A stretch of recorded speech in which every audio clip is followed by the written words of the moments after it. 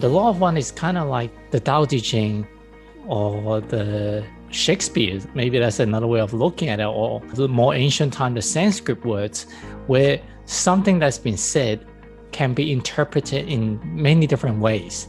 So it's not the easiest text to just read and understand, but yet it has so profound wisdom.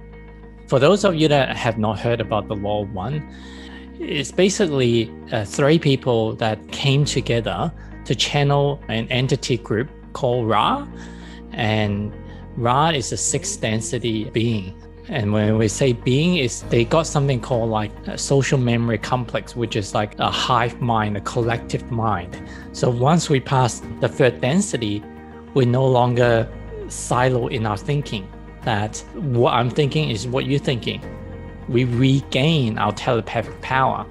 If you go back to the historian that talks about the Atlanteans, they say they had that hive mind, and the bees, the ants, a flock of birds, a school of fish, they move together without a leader barking up instructions. Especially the fish, it's hard for them to blub, blub, blub, blub, and bark out the instructions of where to swim to, but they all swim in sync because there's a greater way of communicating rather than just through our words of communication.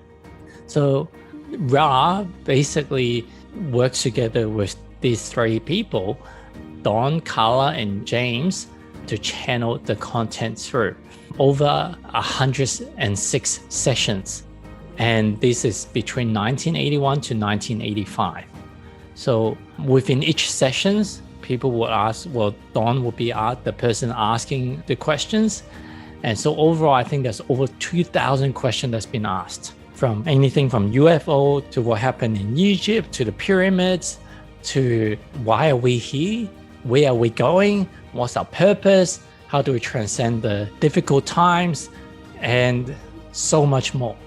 So of all the materials I've studied, especially that tells us how we got here, why we are here, and where we're going, the way that the whole channeling was so clinically done, and because it's been done for so long, it feels like it's one of the more reliable, if not the most reliable form of text or recorded information that we could go to as a source to what's coming and understanding about our role on this planet. So that's a bit of the background. I guess helped me in the last week is I did a podcast with Jim McCarty, one of the three people. The other two passed away already, so Jim is the last remaining member. So I did a podcast with him, and he's able to describe to me in really plain, simple English all the information that's been shared, what are the highlights and what are the essence of it. And I further read a bit more on the text, and just all the dots are starting to really connect. In fact, I'm thinking of like putting all this material together to either do a video or infographic or something, because like this is what I would teach my kids. Like if we know what is the purpose that we're here and what we need to do to graduate to the next level, like why wouldn't this be one of the main focus of our life? I guess the reason is we haven't been educated about this, and we don't know where we're going. We're going blind. And for most of us, we didn't even ask the question, why are we here? We just assume we're here to survive. In the olden days, it's about survival in hunting for food and finding shelter. But now, in terms of safety-wise, survival-wise, we've got modern shelters, and most people have shelter and food, especially in the Western world. But we still fear for our survival, lack of money, paying off our credit cards, lack of love and acceptance from our peers and people around. So the people that have money, the millionaires and the billionaires will tell you even then, and the ones that have friends, plenty of friends, even then they will tell you that there's no rest for the survival brain. It's an illusion that once you have the money, like everything will be at peace. And it's not. Even fame, even popularity, respect from a lot of people still doesn't guarantee that your mind is going to be at peace. In fact, quite often that we get reminded some indigenous tribe that hasn't been influenced by the industrialized age and the Western culture, they can be happier than a millionaire or a billionaire. So going back to what is the purpose that we are here, I guess I make reference to one of our previous sessions that talks about the various density from the first set density to the seventh densities. In some places, we hear density refer to dimensions, and some places refer to planes. They're all the same thing. It's just that Ra decided to name it densities because it's the density of the frequency of the light, and that's what it was trying to describe. So the first density is the mineral kingdom. It started with fire and air, and then earth and water came. And it's quite funny and interesting that I recently watched the Disney movie Frozen 2 again with my daughter. And the opening scene, or one of the scenes, is like introduce air and fire first. And then from there, water and earth was created subsequently.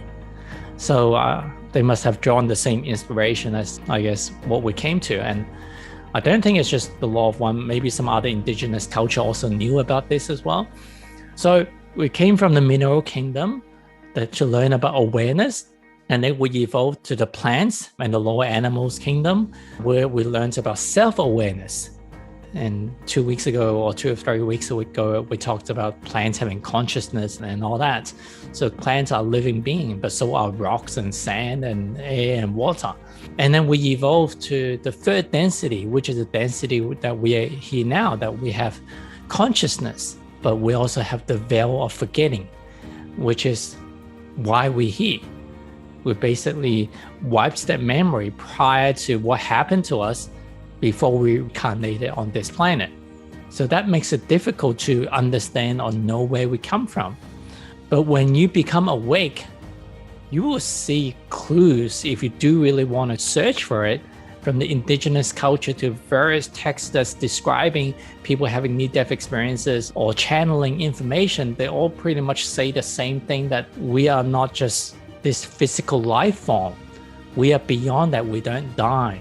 So we are all as one, similar to the Big Bang. We are the Big Bang. We are the same stardust. The same stardust that created fire, the same stardust that created the Harbor Bridge, the same stardust that created this chair that you're sitting on. It's the same stardust that's making us, and the same stardust making the plants, the ants, the bees. So we are all came from the same source. And according to the law of one, then for the source or the creator to know itself, it needed to separate a part of itself and create an illusion around this self so that it can experience life in this third density for it to know what it feels like. It's like if we created a simulation, a computer game, and it's the beautiful city or beautiful planets, but yet we don't have a character. Whether it's an animal, an alien, or a humanoid, like we don't have a character to play or experience it, then it's like you're looking at this beautiful world you created, but it's just from one perspective. These days, if you have experimented and tried one of the virtual reality headsets, it can be pretty real. What if you can become a character within this planet you created and have like a virtual reality, not just a headset, but a whole bodysuit as well, and have the 5 senses to touch, to feel, to taste, to hear what is living on this planet is like. And not only that, what if it's not just one character you created? Because sometimes when you play just one character, it can become a bit boring, or if you've got no one to interact with except for the planet itself, again, it's a very limited perspective. What if we created another character? What if another character, another character? Isn't it interesting that with so many human beings out there, not a single one of us are the same? Billions of billions of humans have been created over the years, not an exact replica of each one. Each one of us are unique. in the physical appearance, you may say some identical twins looks the same. I doubt that every single part of them is exactly the same. One may have slightly longer finger than the other. One may have a mole somewhere, the other don't. But even if they are, you can tell that their personalities is slightly different. The teeth is probably positioned slightly different. The hair molecule, like, do they have exactly the same position? I doubt it. So each one of us are unique. And what the creator wanted for us is just experience life fully as who we are. We don't need to be someone else. We don't need to pretend to be someone else. It just wants us to be us. It wants me to be me. It wants you to be you.